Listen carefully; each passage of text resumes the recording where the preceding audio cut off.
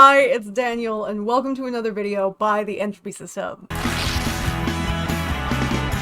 Today we're going to be doing a media breakdown, and we're going to be talking about Moon Knight! Moon Knight! Look at him!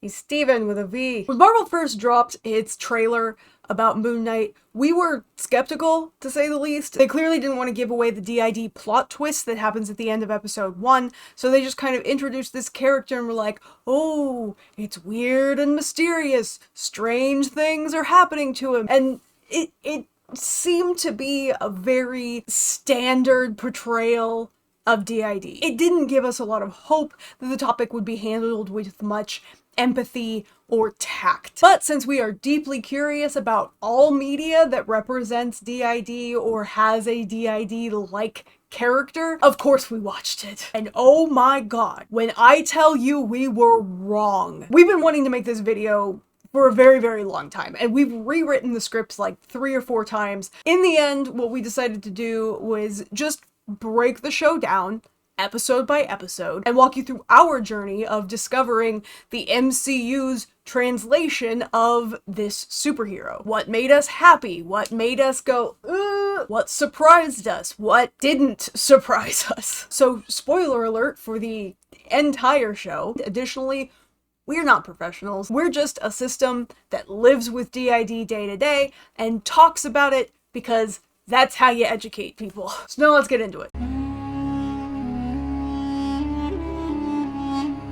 Episode 1 opens with Stephen Grant. Stephen Grant is the sweetest cinnamon roll of a man who just wants to teach people about Egyptology. His boss doesn't like him. Everybody at work calls him the wrong name for some reason. He has a terrible sleepwalking problem. Right off the bat, there is some stuff about Stephen that is just so over the top. To combat this sleepwalking problem he seems to have, he chains himself to the bed, he puts tape on his door, he locks his door with 4 or 5 locks, and this kind of thing really didn't instill us with confidence right off the bat. It's very over the top and showy and reads like somebody who doesn't have DID imagining what they would do if their body suddenly was taken over by somebody else. But despite this, Steven's character is still so lovable and sweet, and you're just rooting for him from the very start, and having a lovable DID character is not something you run into very often, so we were still in to watch more. It seems like a lot of the weirdness that Steven is aware of is just pretty run-of-the-mill for him. He can just kind of accept it until one day he wakes up in the Alps and strangers are shooting at him and there's a big booming voice in his head. What's the deal with this voice? He doesn't know. We as the audience don't know, unless you've read the comic book, but we hadn't at this time. So Steven runs and he stumbles upon this cult gathering where our main villain, Arthur Harrow, is performing judgments on people, and one of them dies. Harrow spots Steven and says, hey, give me the scarab. And Steven says, what scarab? And then reaches into his pocket to find out, oh, I do have this golden Egyptian trinket looking scarab thing. He tries to hand it to Harrow and his arm gains a life of its own, just waving all over the place. Hand refuses to open, and again, we're getting a reading very much like somebody who doesn't have DID, imagining what they think DID would be like. A big chase scene then ensues where Steven keeps having a bunch of blackouts and he wakes up with the aftermath of violence around him. He's clearly beating the hell out of the people who are chasing him when he's in this blacked out mode. It would be easy to jump to, oh, they did another violent altar stereotype thing, but that was not the vibe we were getting at this point, because it is technically in self-defense that he's fighting all these people. It kind of had more like a Batman or Wolverine type vibe, using their violence but for not evil reasons, rather than a, oh no, I'm a secret serial killer type vibe. There's a sudden cut and Steven is back at home in his bed. All of his little booby traps are reset and in perfect condition, so he thinks, oh, it was just a dream. That is way more in character of how we experience DID. Brain says, oh, that's just a dream, or oh, you were just forgetful.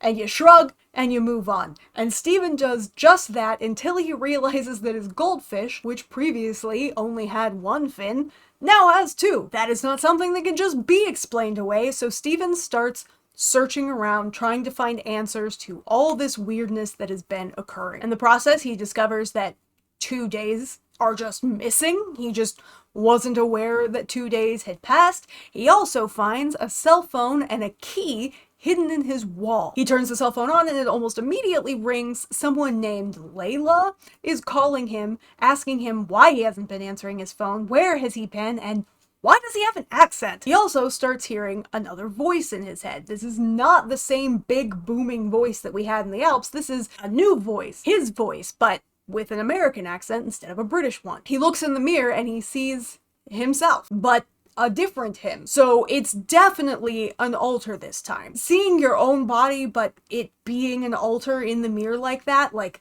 literally seeing somebody else moving around, like that's obvious Hollywood stuff. That's obviously not how it works in real life, but that was a play up that we were willing to forgive. TV is a visual medium. If Steven was just sitting there thinking back and forth to Mark with nothing really happening, it wouldn't be entertaining to watch. So that's something that we were like, okay, you're working with TV, you're trying to translate their inner conversation into something visually interesting.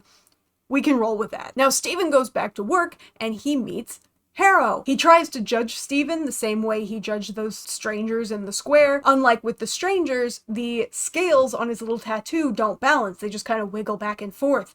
And Harrow goes, "There's chaos in you." Harrow summons some weird spirit jackals, and they chase Steven around the museum until Steven gets cornered into a bathroom, and he starts seeing the other him in the mirror again, telling him to give up control, that he can protect them. Eventually, Steven does, and we see this very cool transformation sequence of this alter coming in, taking over the body, and summoning this cool as hell, like, Egyptian warrior mummy-looking suit, and moves directly towards the camera and cut to black. So, episode 1, it's kind of very much like the scales, wiggling back and forth as far as us feeling like this could potentially be good representation. A lot of the stuff is overblown. A lot of the stuff is just so unrealistically over the top.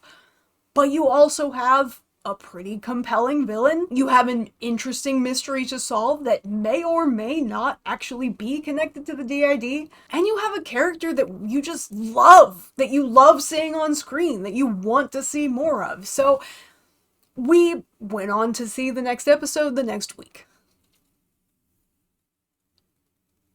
Getting those lights?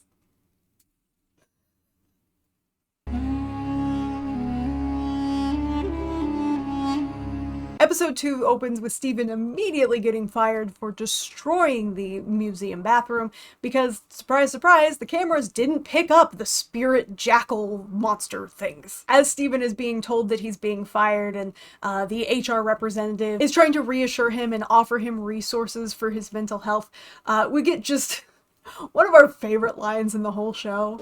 But you're not alone. Yeah, it's like part of the problem, isn't it?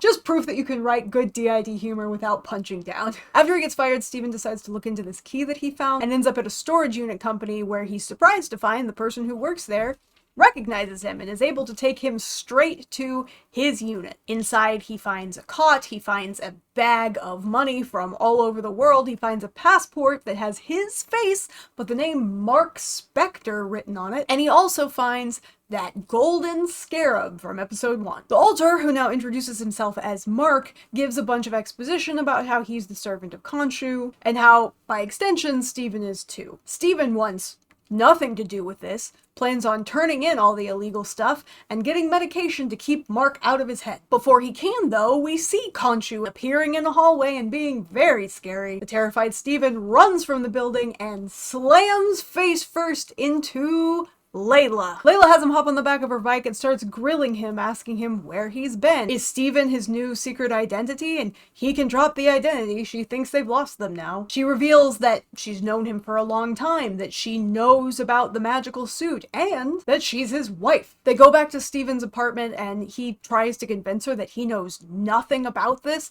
and she fully does not believe him, thinks that this is just a stupid act to try to make her want to leave or get Mark out of his responsibilities, until Steven doesn't recognize the scarab, doesn't know what it's from or what it is, and she finally starts to think maybe there's more to this than just Mark being an asshole. A pair of officers then come into Steven's apartment. Layla escapes out the window and they take Steven into custody. When they're driving to wherever they're going, Steven gets to find out that he's a wanted mercenary and an international fugitive. But Mark insists that this idea of him being a murderer is not at all how it looks. That's what we find out, that the officers weren't actually working for the state or the local government, but instead for Harrow, and have delivered Steven directly to him. Layla shows up with the scarab to rescue Steven from Harrow's captivity, and she begs Steven to summon the suit. She tries once again convincing him that his name is Mark, that he has the magical ability to summon this suit. Meanwhile,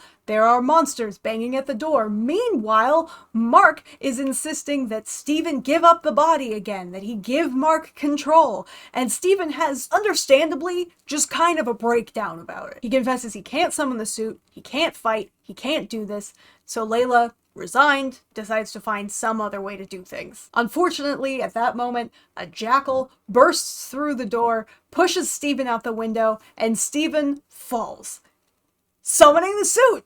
Hey, he had it in him the whole time. I really liked how they handled how the suit appears between when Mark is wearing it and when Steven is wearing it. This is completely unique, as far as I understand, to the MCU. They did not do it this way in the comic books. Again, from what I understand, correct me if I am wrong. DID superheroes usually manifest in a way that each alter has a different superpower, and while that is kind of interesting from a storytelling standpoint, it really piles on to the this is too unrealistic, this is too magical to exist in real life narrative that we see trickle into, conversations about DID that lead to a lot of misunderstanding. A lot of people thinking that DID needs to be this big, overt thing, a lot of people thinking that it's just too bizarre to actually be real. Yes, there are still people in 2024 that think DID is fake, but here they don't have different powers. Their suit just manifests a little bit differently to reflect their inner differences, and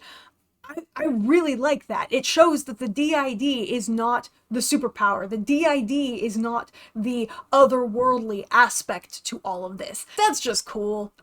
I really like that. Steven tries to fight the jackal, but finds that he just doesn't know how to fight. He's very bad at it, even with the powers of the suit, and finally relents, gives Mark control, and Mark makes quick work of the monster. Unfortunately, he drops the scarab in the process, and now Harrow has it. Dun dun dun! After the heat of the fight, Mark and Steven have a conversation where now Mark is in control of the body, and for the first time, Steven is the one speaking in the glass reflection. Steven immediately points out how horrible it feels to be stuck on this side of everything, and Mark tries to comfort him for a moment until Steven starts blaming Mark for every problem in his life, saying that Mark ruins everyone and everything he touches. And we find out later why this telling Mark that it's all his fault is such a big deal to Mark, and why that causes Mark to have such a big angry outburst and stomp the glass until it's shattered and he can't see Steven anymore. And after we see their conflict, we get the big internal conflict, which is Khonshu, who appears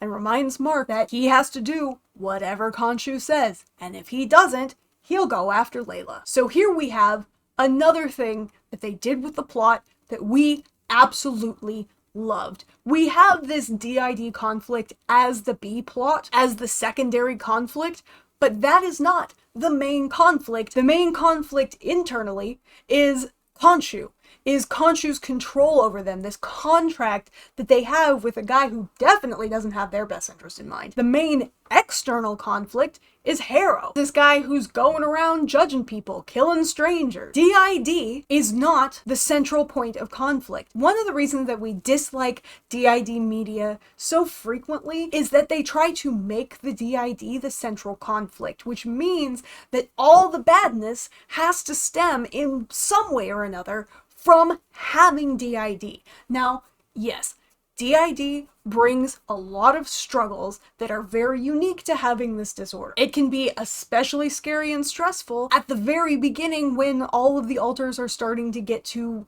realize that they are there with each other and they share this body and they share this life and there's really nothing that can be done about it. The PTSD aspects, the amnesia between parts, these are all things that absolutely cause conflict. But if that is the main push of your story, you really miss out on the ability to show all the beautiful parts of DID. Things like coming together as a system, working as a team, learning to love and support one another, sharing joys with one another that you may not have been able to experience before, processing trauma and supporting each other. Those type of things don't have room to flourish if the having DID is what has to cause all of the problems. Moon Knight doesn't have that issue. They have written it in such a way that the system can grow together and the A-plot can continue on and they can affect each other and we get to see this whole big beautiful picture, which is exactly what happens, and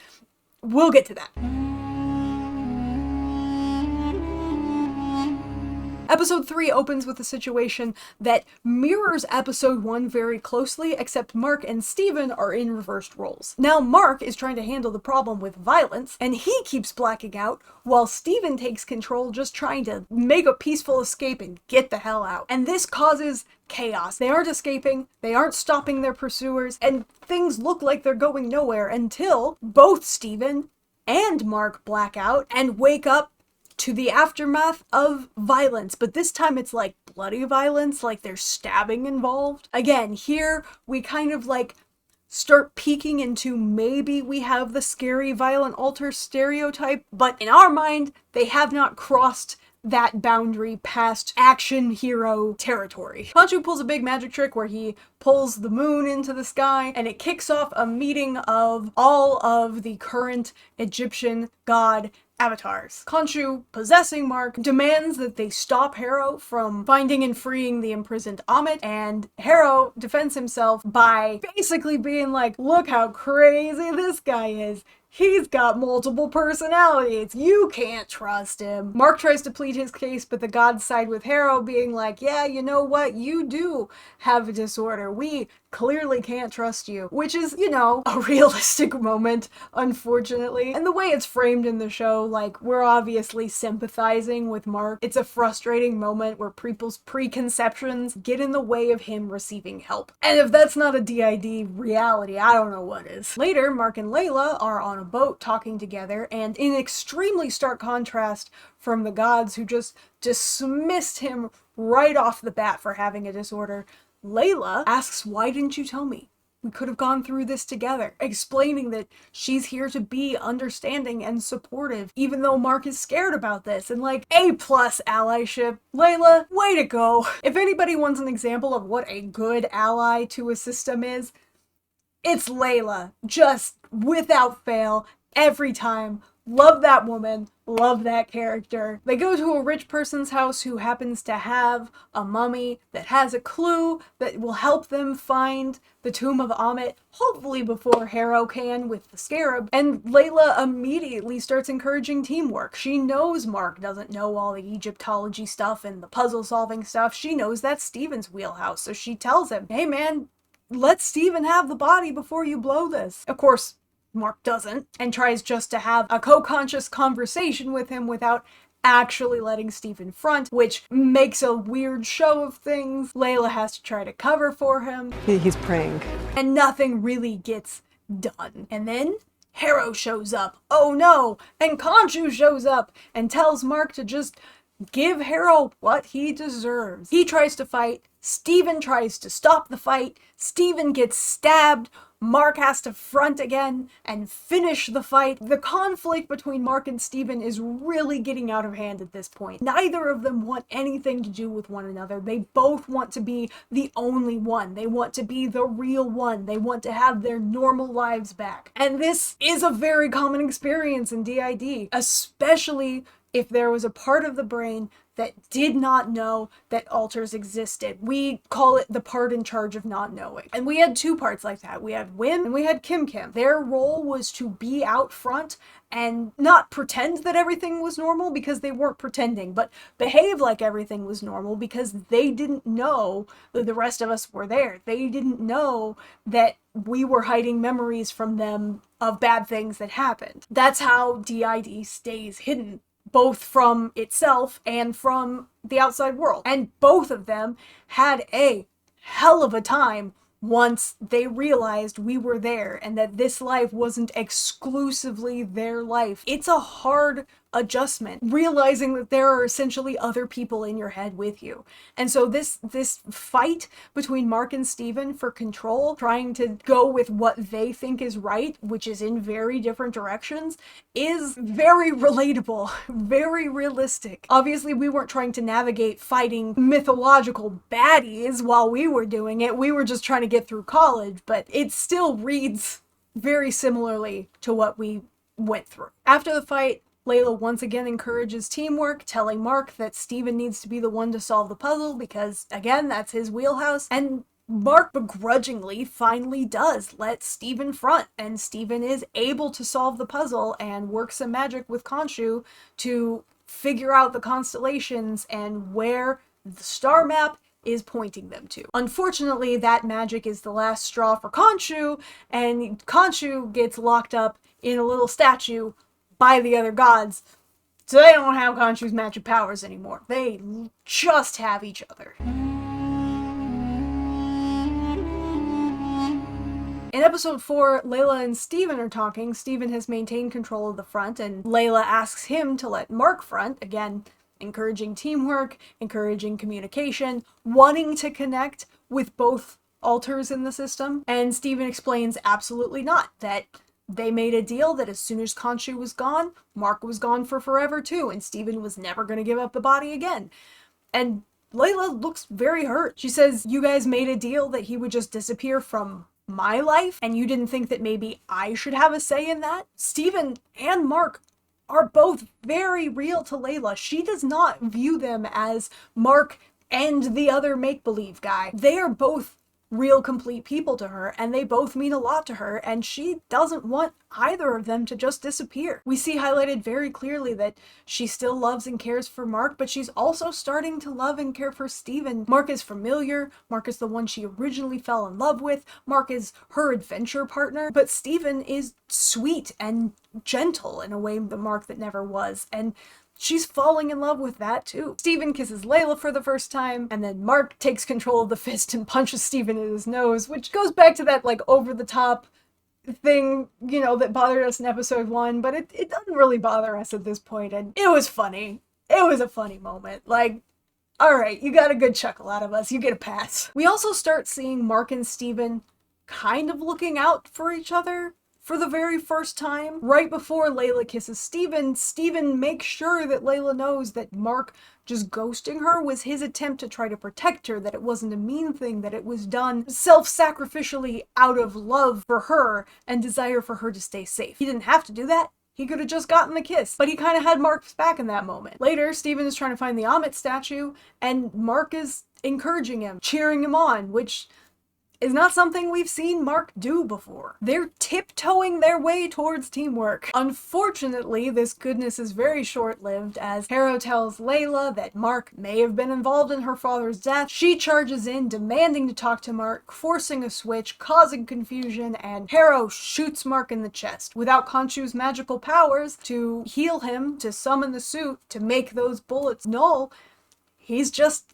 a guy, and he falls into the water. And we get a hard cut to an old-timey cheesy movie, where the main character is an explorer named Dr. Stephen Grant. We pull back from the film to a psych ward. And this is where the show gets a little bit trippy. We see all the characters that we've seen in the show up to this point are just either patients or staff in this psych ward. A lot of the symbology is decorations on the wall or pictures that some of the other inmates are drawing. Mark even looks down to find he has a little Moon Knight action figure in his hand. Everything sort of has a parallel to this psych ward version of reality. And who's the doctor in the psych ward reality? Of course it's Arthur Harrow. Then we take a jump to a secondary psych ward reality where Mark is free to walk around and he hears banging coming from a sarcophagus that's tucked away in a room. He opens it up and there's Steven. Now they're there together and they're two separate bodies and they hug each other and try to figure out what's going on. They run down a hallway and hear clattering of a bright red sarcophagus standing up. Who's inside that? We don't know. And they don't care. They just charge on past. The DID is hiding from itself. It's making their brains skim over very big, seemingly obvious details because that's what DID does. But the boys are on a mission. They go, they open a door, they are confronted by a giant hippo lady, they scream, and then we end episode 4. And then we go to episode 5. Episode 5 is where Moon Knight was transformed from a good fun show to the best DID representation we could have imagined in our lifetime, something we will love for the rest of our lives. We love Moon Knight. And you have episode 5 to thank for it. We open with a flash of a couple different realities. We see Mark as a kid, we see the giant hippo lady, we see Harrow's office. And Harrow tries to explain to Mark that his brain is swinging between sense and nonsense and tries to convince him that this reality, the reality of the psych ward where, you know, Harrow is the doctor and he's just an unstable patient, is the one true reality. And the show never really explains what's quite going on here in like a satisfactory way. It is a cool artistic way to represent the internal battle of like DID trying to hide from itself and, you know, maybe on certain levels Mark trying to reject this reality, but it really just kind of remains this nebulous question mark on the plot. Overall, I like it, I think it's a cool touch, but it is a little confusing. So we start jumping between Harrow saying, hey, I'm your doctor, you're a patient, everything that you're telling me about this mystical magical stuff is made up, and both Mark and Steven in different bodies talking to the hippo lady, who is the goddess Tauret, telling Mark and Steven that they're dead, and this is the afterlife. Mark tries to reject this reality to go with Dr. Harrow's explanation of what's going on until he opens a pair of double doors and walks out onto a big old boat sailing through the sand. Tauret pulls out a representation of Mark and Steven's heart from their chest and places it on the scales of justice, which is a pretty famously known part of the ancient Egyptian religion, that in the afterlife your heart is weighed against a feather. If it's heavier than the feather, then you are unjust and you don't get to go to the paradise version of the afterlife. But just like when Harrow tried to judge Mark and Steven in episode 1, the scales are not balancing as lighter than the feather or heavier than the feather. They're just kind of wibble-wobbling back and forth. Tauret says that their hearts are not full, that they're incomplete, and that they need to go back into that psych ward reality to share memories with one another in hopes that the scales balance. Mark doesn't want to share anything with Steven, but is unfortunately forced to when he opens a door into a room full of people that he's killed before for Khonshu. Just sharing this memory helps the scales steady a little bit, so it's very clear that this is the only way that they're going to be able to balance and make it to paradise. That's when Steven notices that there's a child in the room. Steven is horrified, panics, runs, and ends up in a room that shows him the memory of a very young Mark leading the very young child, Mark's little brother, into a cave where it rains and Mark is unable to save his brother from drowning. This leads to a string of other tragic memories. We see the brother's funeral. We see Mark celebrating a birthday. Judging by the candles on the cake, he's 9 at this point. It appears that his mother is becoming an alcoholic, and no matter how much time passes, Mark's mother blames him for his brother's death. There have been people who have pointed out that the age of 9 is too old for Mark to have developed DID. This isn't like a rock hard solid fact. It is generally believed that DID is developed before the age of 6-ish. There is no like hard and true evidence of what exactly the cutoff is for DID to be able to develop, and when exactly a child's mind fully forms, fully fuses into one identity. It's just going off of like how we understand things with modern psychology now, so it is not unrealistic or truly non-factual that Mark would be able to develop DID at 9. There is speculation about the age, but it could happen. Based on our understanding of DID and child psychology at the moment, it's not for sure too late in his life. We see Mark's mom chase him upstairs to his bedroom, and Stephen wants to know what's going to happen, but Mark yanks him out of the memory. Says, absolutely not. You do not need to see what's going on in that room. No way. We see more memories. We see the night Mark meets Khonshu for the first time and find out that he tried to save all of the archaeologists that were killed that night, including Layla's father. He was not able to save them in time, and he almost died in the process. It seems like Khonshu was particularly eager to get a hold of Mark because he could tell that he had alters. Your mind, I feel it, fractured, broken. Stephen points out that Khonshu was clearly manipulating Mark while Mark was in a vulnerable position, and Mark says, maybe it's just me being what I've always been, a killer, echoing his mother's words that he's clearly internalized and still carries with him to this day. As this memory comes to an end, we see that Mark and Stephen's scales have almost completely balanced, but there's just still the slightest bit of movement. They end up back on the boat, where Tauret reminds us of the main plot of the show, that there are souls that are being judged and being cast into the afterlife before their time. Harrow's up there doing bad man stuff, and she urges Mark and Stephen to hurry the hell up, finish sharing memories, and get that balance. Mark is still extremely hesitant to show Stephen what happened in that room, and Stephen tells him that they have to, that if he refuses to share this memory, then all those deaths, Layla's possible death, is going to be all his fault. Hearing those words, all your fault, those words that he heard from his mother time and time again, caused Mark to go into a panic attack and escape back into I am Harrow's patient reality.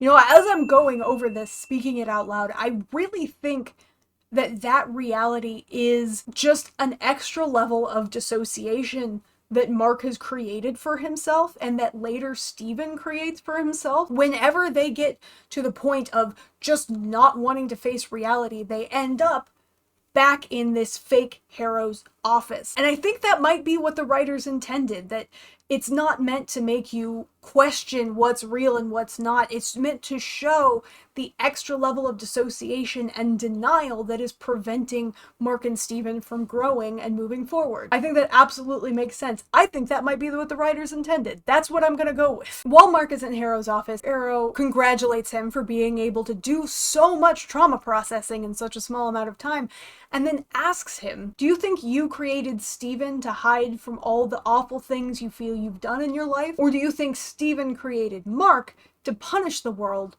for what your mother did to you? And this causes Mark to jump to the flashback of what actually happened that day in the room. Stephen is there with him. He sees the young Mark slam his door shut and cower in the corner of the room, rocking back and forth, telling himself that that person banging and yelling at his door is not his mom. And then Mark switches to Stephen for the very first time. Bloody hell. Look at the state of this place. Better sort it out before Mum sees it. In that moment, modern day Stephen notices a poster on the wall of the movie Tomb Buster with a quote at the bottom that says, Danger is near. Stephen Grant has no fear. You made me up. Stephen is a fictive! So not only are you saying that you're giving me good DID representation from a mainstream media company, but you're also giving us good fictive representation at the same time? Absolutely mind-blowing. For those who don't know, a fictive is a type of alter whose creation is based off a fictional character from a book, from a movie, from a TV show, whatever. And there is a lot of stigma against fictives, both from people who don't have DID and within the DID community. There are a lot of traumatized people who use fiction as an escape. So of course, in a moment of trauma or extreme stress, the brain would go, oh, this thing that we find comfort from, that we escape to when things are bad, maybe a character from that would help us feel better. And creates what is initially a copy of the character in the brain. Now, fictives are not their fictional sources. They grow and develop and are their own alters, same as any other alter in the system. But we have had 3 fictives in our system, currently still have 2. They're both Batman villains. And we've seen DID systems call other systems fake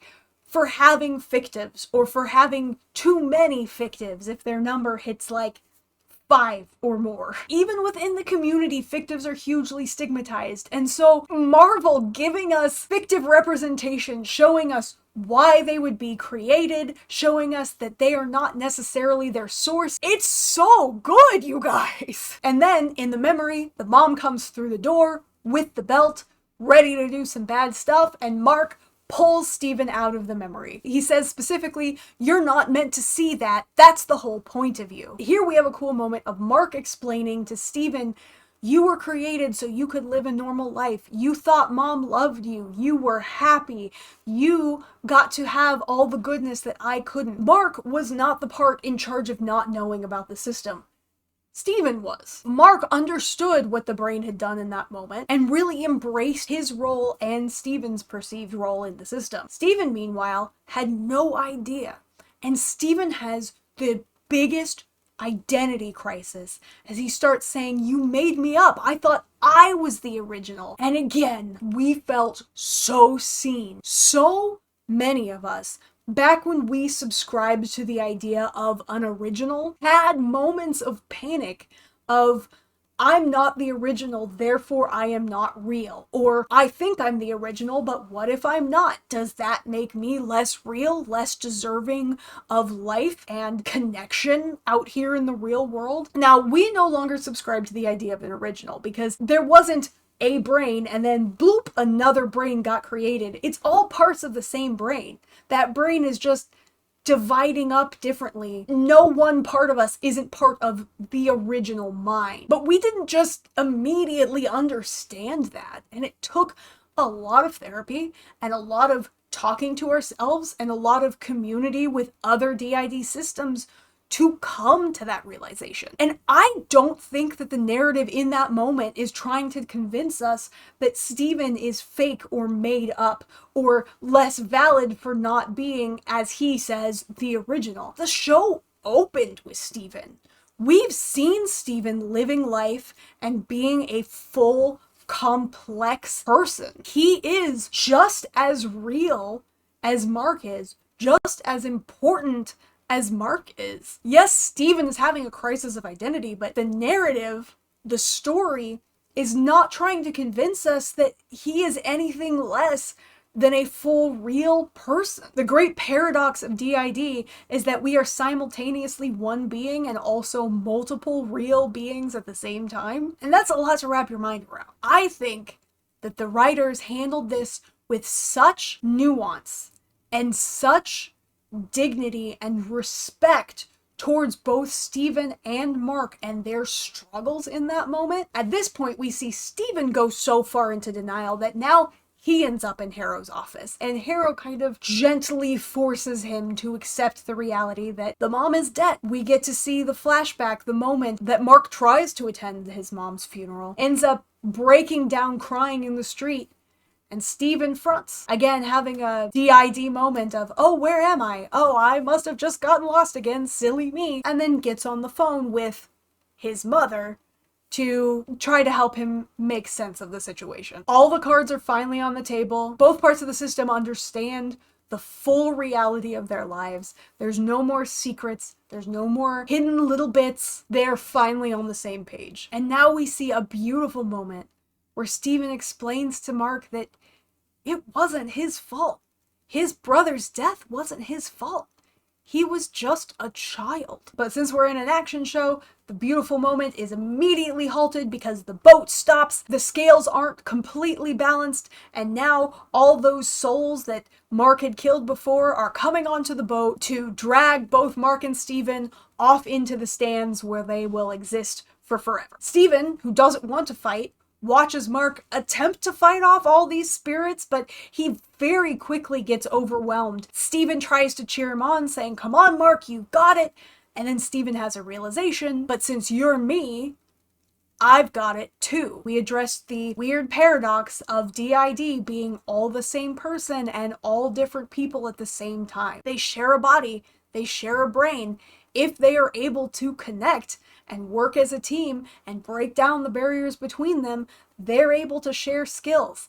And Steven, for the first time, taps into that. He fights and defends Mark, ultimately saving him, but falling over the side of the boat in the process. At that exact moment, the scales are level. Mark passes the test. He ends up at the field of reeds as we see Steven turn into a sand statue. Now, this is another point that made me super confused the first time we watched the show. It seems that because the scales leveled the moment Steven went overboard, that meant that Mark was able to achieve balance by getting rid of Steven. And at a glance, especially with the shade of all the crap DID representation we've seen from other media in the past, it's very easy to jump to that, just like we did the first time we watched it. But upon the many rewatches of that show that we've had, what it feels like to us is that the timing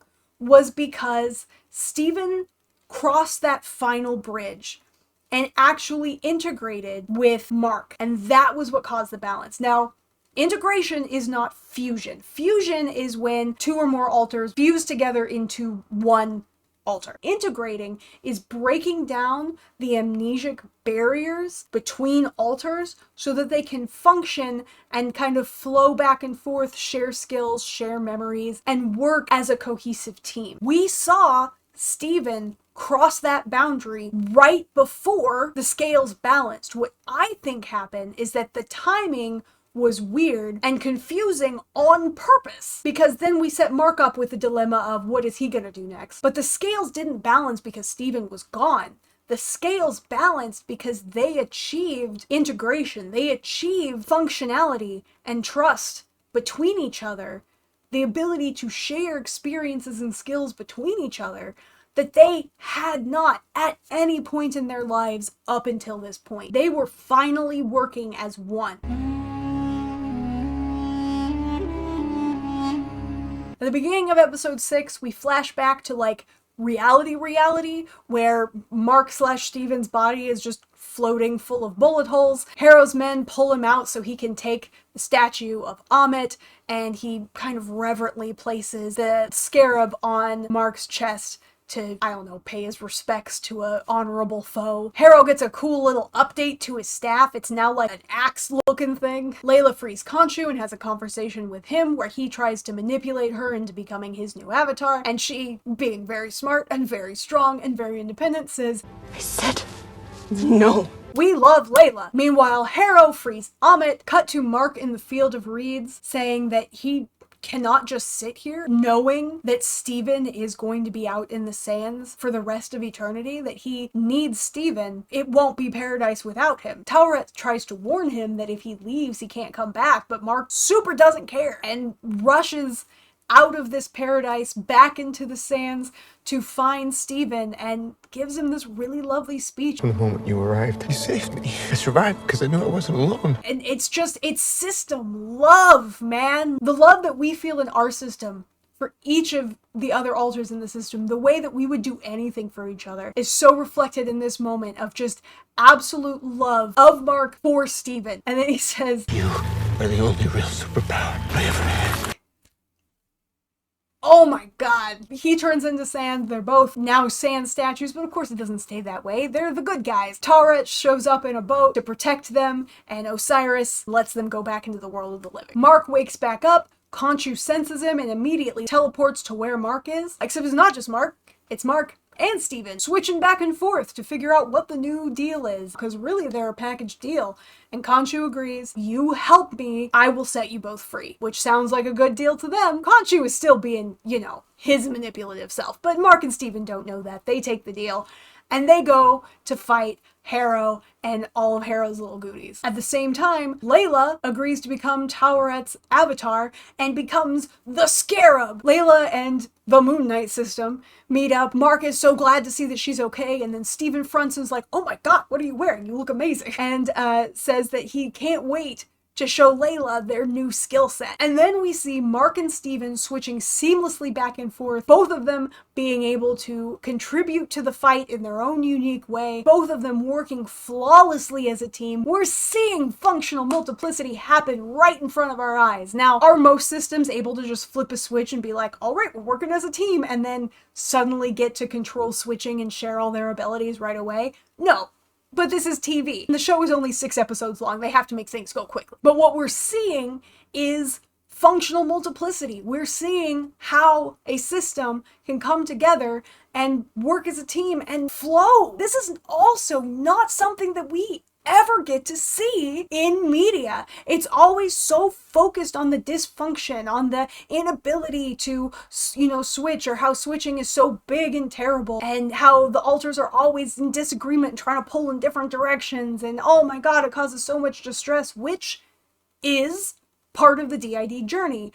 But for many systems, so is functioning in this way as a team, being able to control switching back and forth, being able to share things with each other. That is part of the DIG journey. That is a part of what it means to heal and achieve functionality with DID. Now, some systems, the step beyond that is final fusion. Some systems, like ourselves, just stay as functionally multiple. But regardless of what the final outcome is, functional multiplicity is part of that journey. And we get to see it. We get to celebrate them achieving that and see them become way more of a badass than they've ever been because of their ability to work as a team. Now, we still have the signs of the third altar because they do start becoming overwhelmed by Harrow. Layla is pinned down and there's a blackout. And everyone around them is dead, and they have Harrow's axe to his head as if they were about to take him out too. So we have the third, more violent altar stepping up when things look really bad.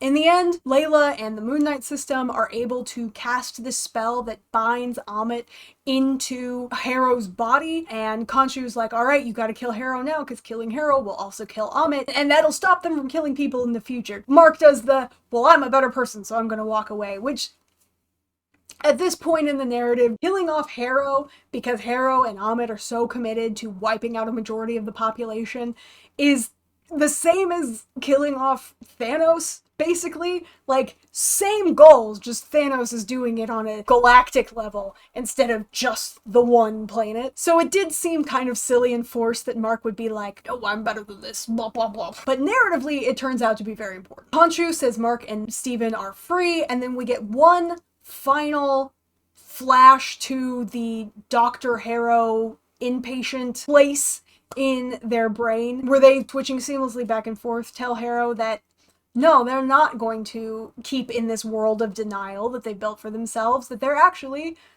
gonna go save the world. Then we see that life is great for them, they're living together, working together, they've got 2 goldfish now, yay, that's adorable. And then we cut to the after credits where we see Harrow being an inpatient in a psych ward now, pulling that parallel, and some mysterious person dressed all in black wheels him out to a limousine, tucks him in, and Khonshu is inside. And Khonshu is like, ha, Mark is so much more broken than even he realizes. Let me introduce you to Jake Lockley. And then we see Jake Lockley turn around from the driver's seat, shoot Harrow, and drive away. And that's it. That's the end of season 1 Moon Knight.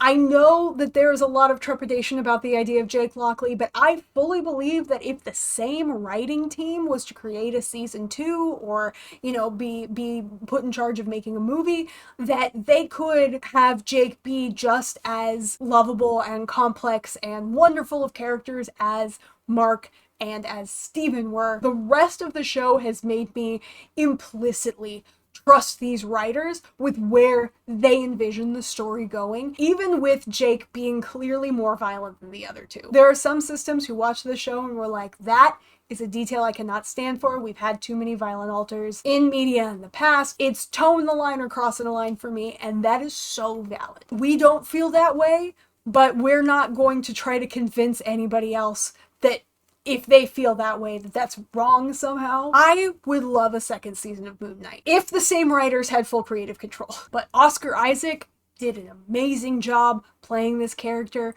Showrunner Jeremy Slater did an amazing job crafting this show with a character that was obviously given so much research and love. Even if we never get anything Moon Knight ever again, ever, I am so endlessly grateful for this show. I experience every rewatch so much joy at the way that Moon Knight is portrayed and the way that I see just very specific struggles and experiences that I have had reflected on screen.